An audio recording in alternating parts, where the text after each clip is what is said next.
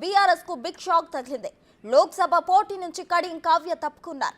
BRS పై భూ కబ్జాలు, phone tapping ఆరోపణల నేపథ్యంలో పోటీ నుండి తప్పుకుంటున్నట్లు కడియం కావ్య లేఖలో పేర్కొన్నారు.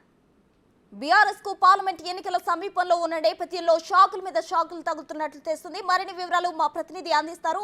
చెప్పండి.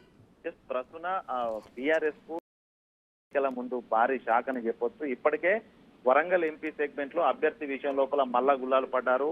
చివరి నిమిషం లోపల కడియం కావ్యని అభ్యర్థిగా ప్రకటించడం జరిగింది. కానీ అనూహ్యంగా కొద్దిసేపటి క్రితమే కడియం కావ్య వచ్చే ఎంపీ ఎన్నికల్లో బరిలోని తప్పుకుంటున్నట్లు మాజీ ముఖ్యమంత్రి బీఆర్ఎస్ అధిష్టానమైన కేసీఆర్ కు లేఖ రాశారు. అందులో ప్రధాన అంశాలు చూసుకుంటే ఫోన్ ట్యాపింగ్ వ్యవహారము, భూ కబ్జాలు, అవినీతి ఆరోపణలు తీవ్రంగా వస్తున్నాయి. ఈ నేపథ్యంలో మరోవైపు బీఆర్ఎస్ పార్టీ లోపల ఎవరికి వారు ఏమన్నా తీరనట్టుగా నాయకులు ఉంటున్నారు. ఎవరి మధ్య సమన్వయం లేదు. ఇట్లాంటి పోటీ చేయాలంటూ ఆమె పేర్కొంటూనే కేసీఆర్ దాంతో పాటుగా బీఆర్ఎస్ శ్రేణులు మన్నించాలంటూ కూడా లేఖలు అంటే ప్రధానంగా పోటీని తప్పుకోవడానికి గత బీఆర్ఎస్ ప్రభుత్వం వస్తున్నటువంటి ఆరోపణల నేపథ్యంలో ప్రజలు బీఆర్ఎస్ ను కేసీఆర్ ను పట్టించుకునే పరిస్థితులు లేరు. ఎన్నికల్లో నిలుచుకున్నా కూడా పూర్తిగా డిపైకి వచ్చే పరిస్థితులు లేవన్నటువంటి అంశంలోనే ఆమె ఈ నిర్ణయం. మరోవైపు అటు కడియం శ్రీహరి, కడియం కావ్యలు కూడా పార్టీ మారబోతున్నారు. ఎందుకంటే బీఆర్ఎస్ పూర్తిగా భూస్థాపితమయ్యే పరిస్థితులే ఉన్నాయి. ఎందుకంటే కూడా గత 10 ఏళ్ల పాలన లోపల తీవ్రమైనటువంటి అరాచకాలు ఉన్నాయి. అవన్నీ ఒక్కొక్కటిగా వెలుగులోకి వస్తున్న సమయం లోపల